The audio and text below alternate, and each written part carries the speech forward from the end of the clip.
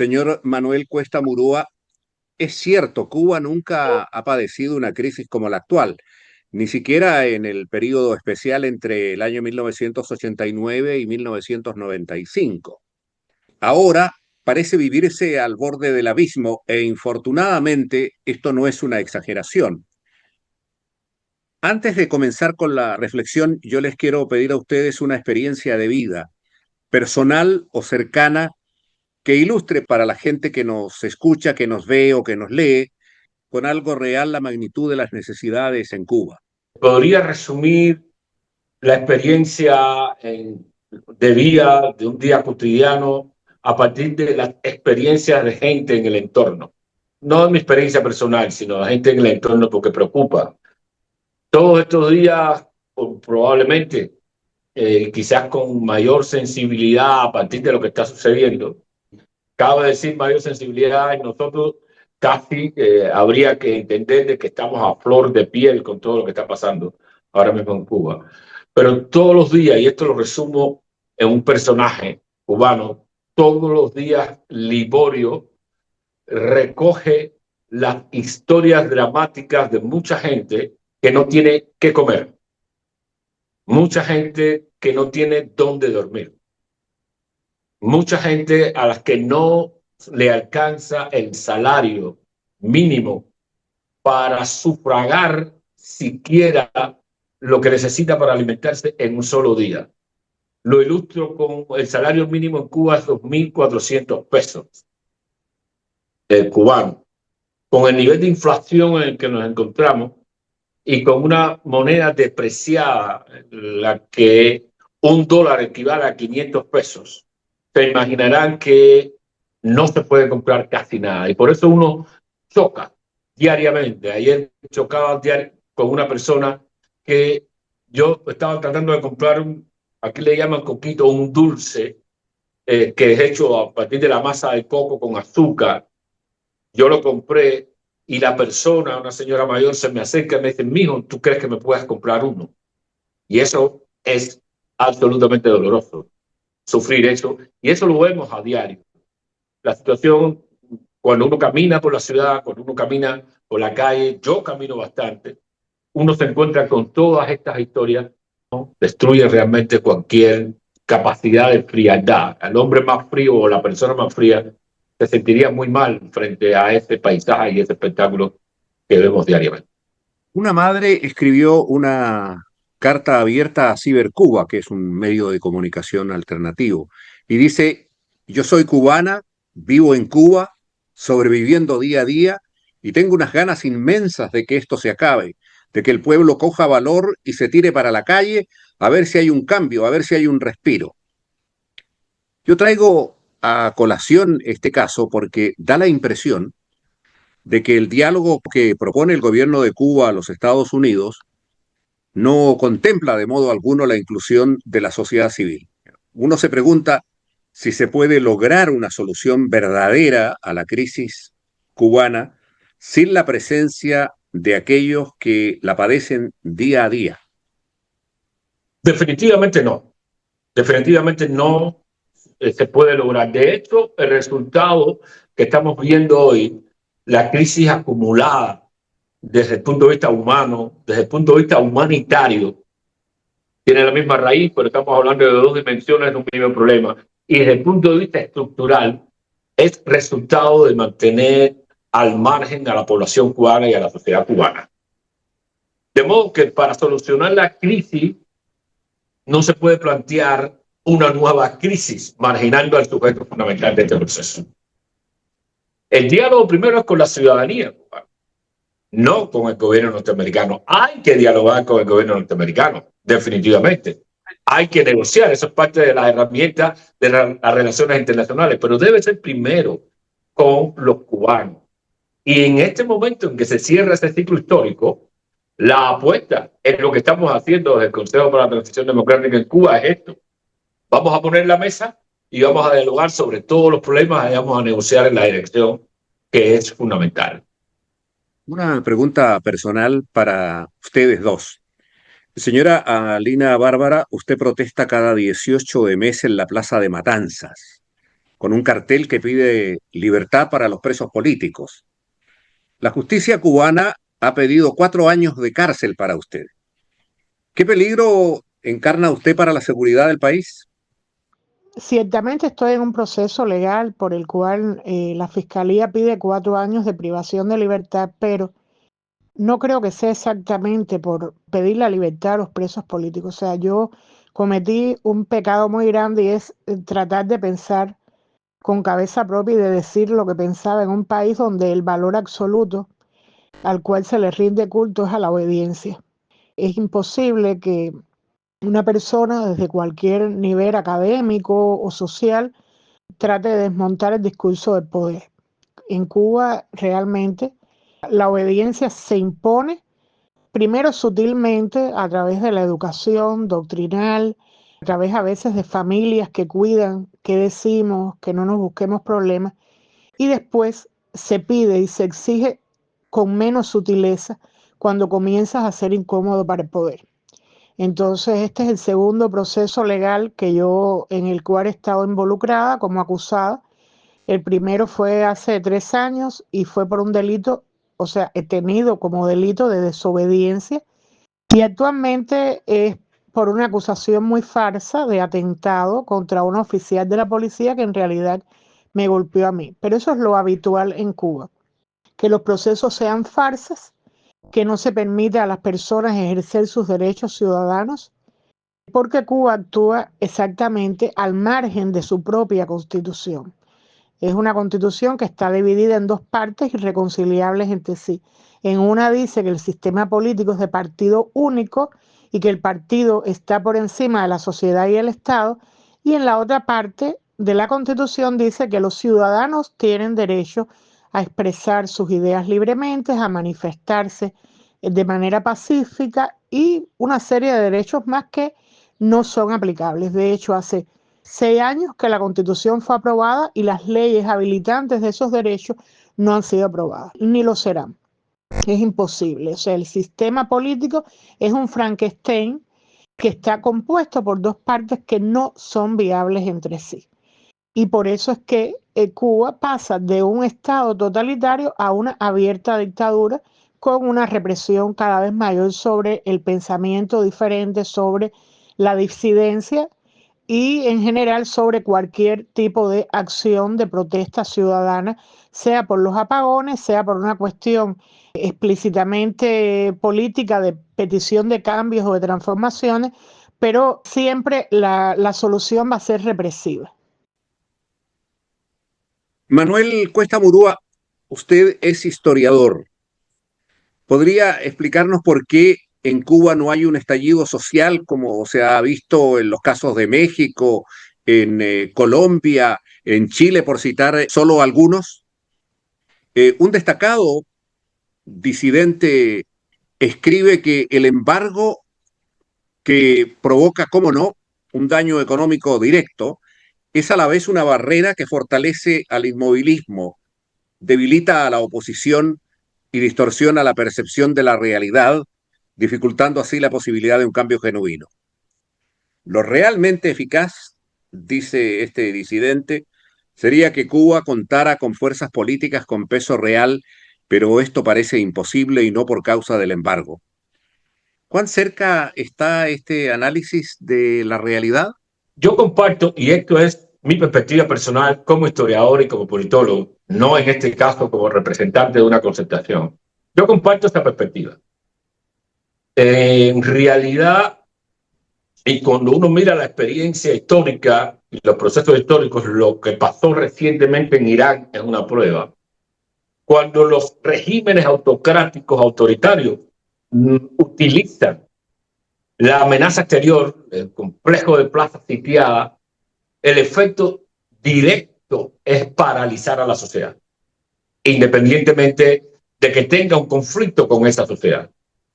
Porque desafortunadamente en las relaciones actuales, en las relaciones internacionales, los conflictos entre estados siempre se superponen a los conflictos que pueda tener uno de esos estados con su propia sociedad.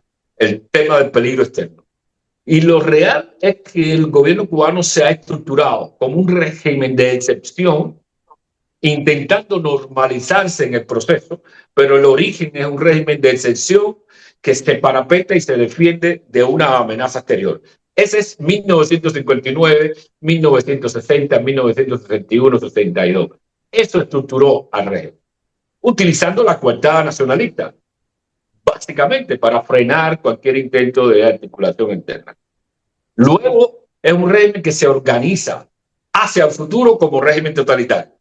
Es decir, como pasado se organiza en torno a la defensa de una nación X. Como futuro es un régimen totalitario que cierra los espacios públicos. Por eso toda protesta es inconcebible. En julio de 2021 casi nadie lo pronosticó. Poca gente se dio cuenta de que la sociedad ya había cambiado fundamentalmente. Y la capacidad que tiene un régimen totalitario para reprimir el disenso público es tan fuerte que lo distancia de cualquier maquinaria represiva de una dictadura. Y eso, por eso frena y por eso la gente siente el temor de protestar. De hecho, la protesta indica la profundidad del divorcio, porque realmente el régimen ha logrado a lo largo de muchos años meter miedo a la sociedad. Y eso es lo que está pasando y por eso no se protesta.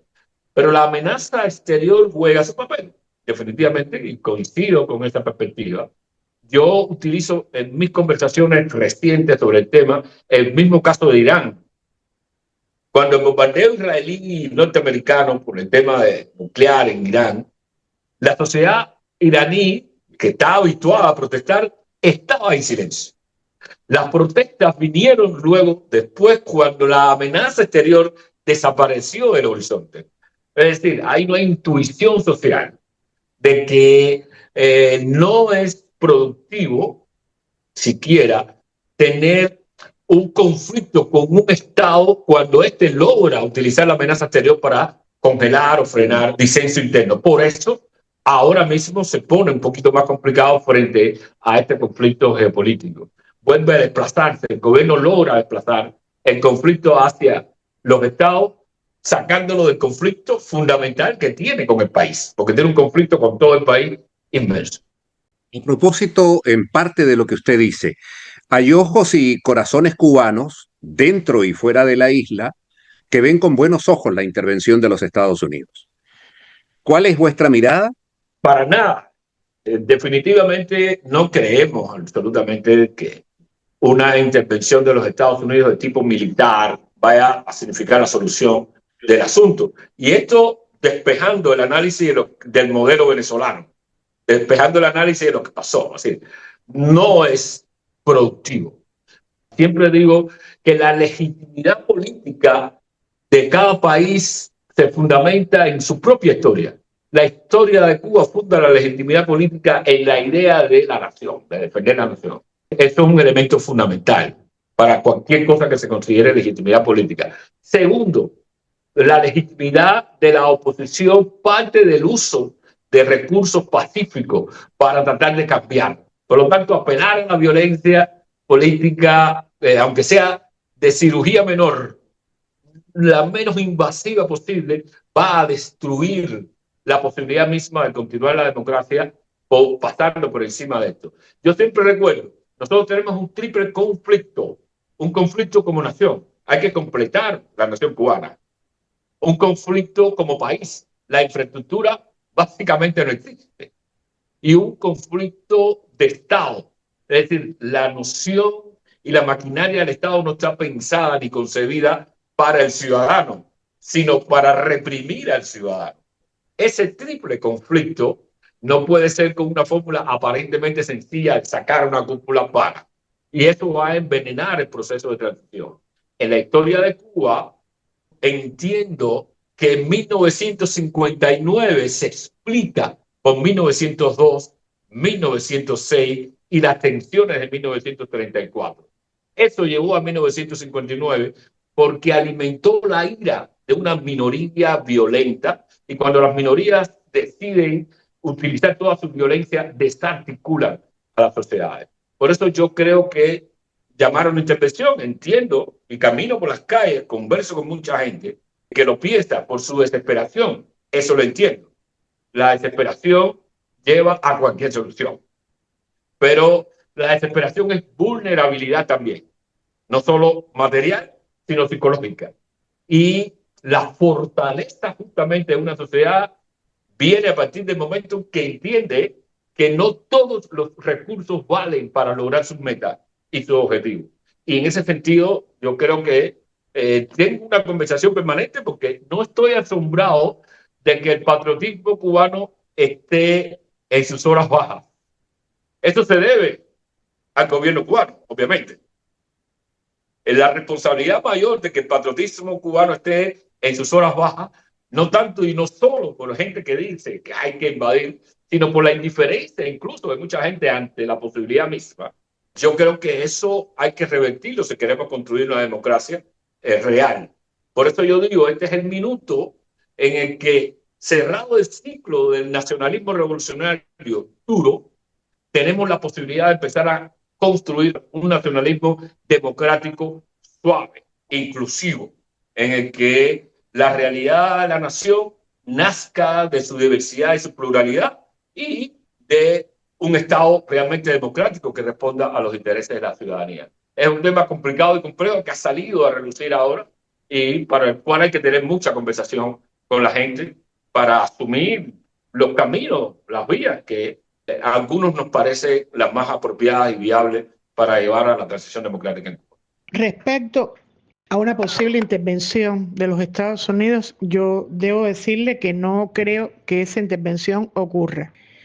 Pienso que Estados Unidos está utilizando una política de fuerza en su connotación exterior, no solo hacia Cuba, desde que Donald Trump asumió la presidencia, dejó muy claro que iba a reivindicar la política del presidente McKinley, un presidente que se caracterizó por precisamente una política exterior expansiva, claramente imperialista. Y lo que está ocurriendo no solo con Cuba, es lo que vimos que pasó con Groenlandia, con ese intento de ocupar o de hacerse del territorio, de renombrar el Golfo de México y otras tantas actitudes, la tensa relación con Europa y con la misma estructura, arquitectura de organismos internacionales, organizaciones internacionales, lo ocurrido en Venezuela, más allá de que se entienda la alegría de los muchísimos venezolanos porque no esté dirigiendo el país una persona como Nicolás Maduro, pero ciertamente fue un acto de intervención. Ahora, no podemos confundir las cosas. Estados Unidos es un país imperialista, eso es una realidad. Estados Unidos en un momento determinado de la historia de Cuba fue un país interventor, también es una realidad. Pero confundir las cosas es lo que nos ha llevado al punto en que estamos hoy. La política del gobierno cubano, el modelo político de exclusión que nosotros tenemos, no se le debe a la tensa relación con los Estados Unidos. Este modelo político comenzó a estructurarse previo a las primeras manifestaciones de agresividad o de bloqueo por parte del gobierno de los Estados Unidos. Es un modelo que no solo ha existido en Cuba con estas características, existió en Europa, pero allí nadie podía culpar a un enemigo externo por las características y la intransigencia y el carácter dictatorial que asumieron estos modelos. No había ahí un enemigo histórico al que echarle la culpa.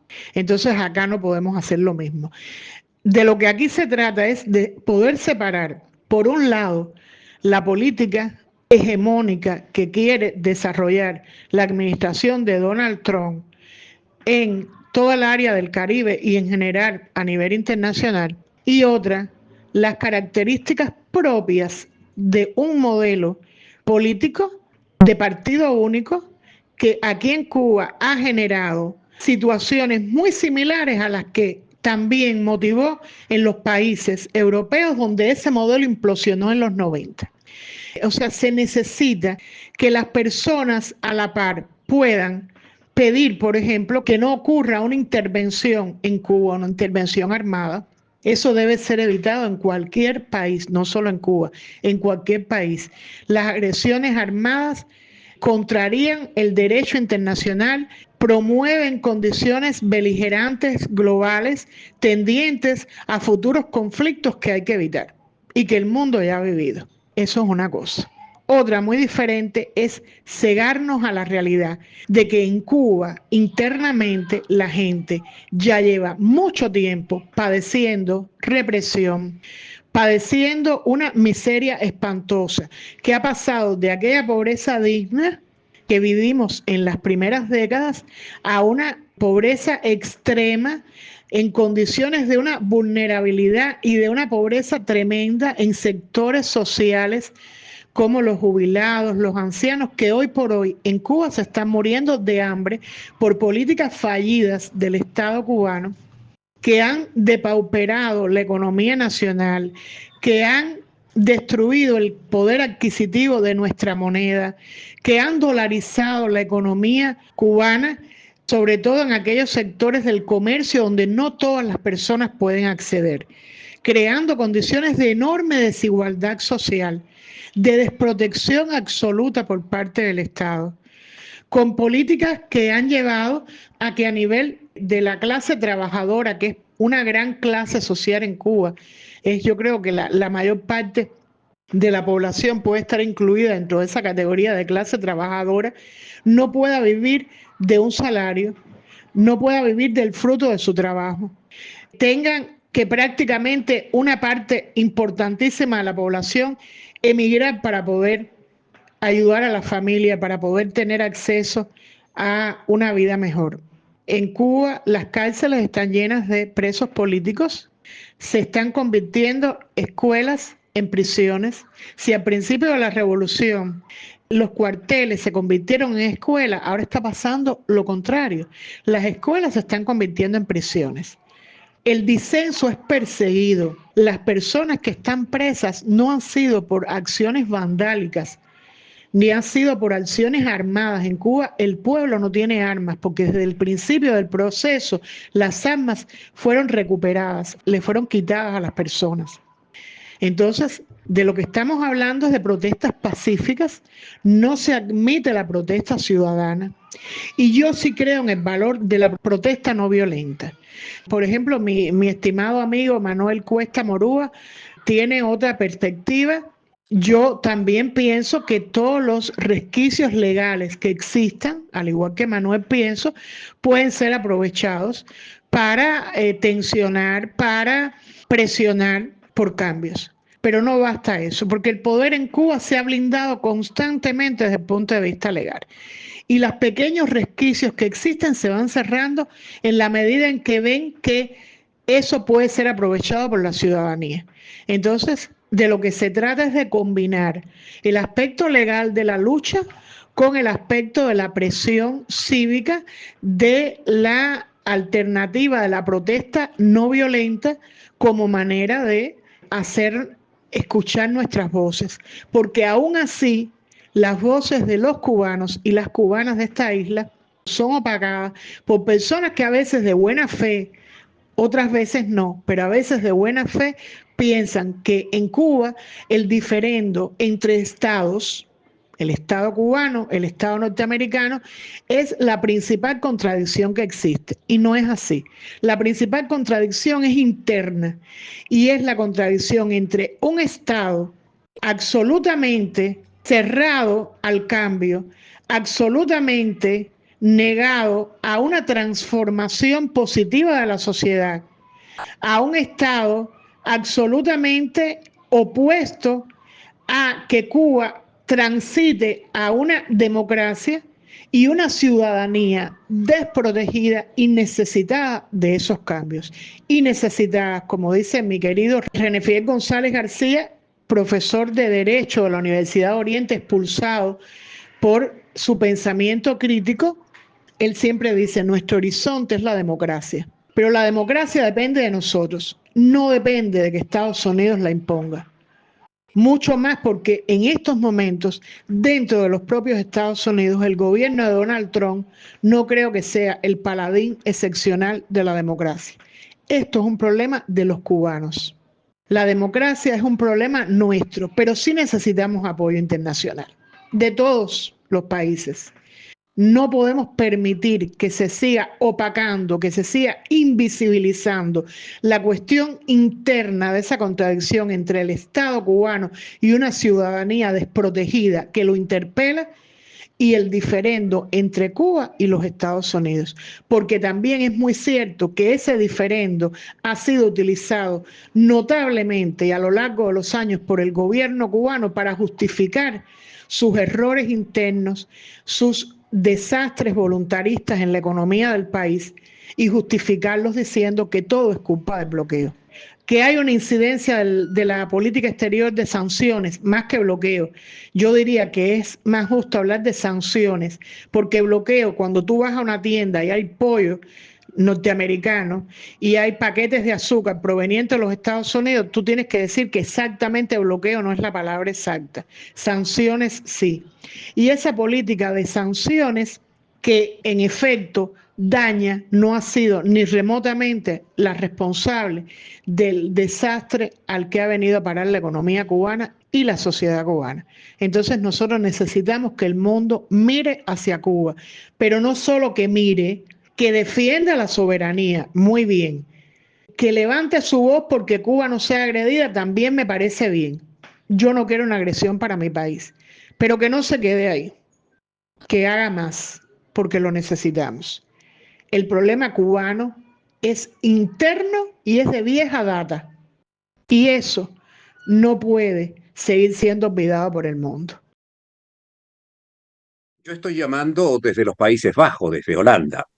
Por eso no puedo evitar preguntarle acerca de el Consejo y la Comisión Europea que mantienen hasta el día de hoy el acuerdo bilateral con Cuba y lo justifican como compromiso constructivo y no desean terminarlo o suspenderlo a pesar del incumplimiento sistemático de La Habana, que no duda al momento de reprimir o condenar con penas desorbitadas a los manifestantes que reclaman alimento, electricidad, salud y finalmente libertad. ¿Qué podemos decir de la Unión Europea? Lo que podemos decir de la Unión Europea es que el acuerdo está bien, pero que tienen que hacerlo cumplir. La Unión Europea se ha quedado de la retórica con ese asunto. Lo digo públicamente porque lo he conversado con sus representantes acá en La Habana. Se ha quedado con la parte retórica compensatoria de que tenemos este instrumento y bueno, el gobierno no lo cumple. Pero ellos no lo hacen cumplir. Y hay maneras de hacer cumplir el acuerdo. Si realmente se toma al pie de la letra lo que dicen estos acuerdos. Mayor reconocimiento y apoyo a la sociedad civil.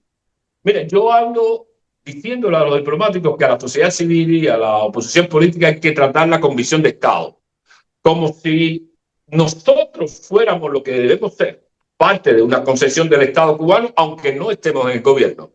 Y eso significa reconocimiento pleno, abierto, apoyo.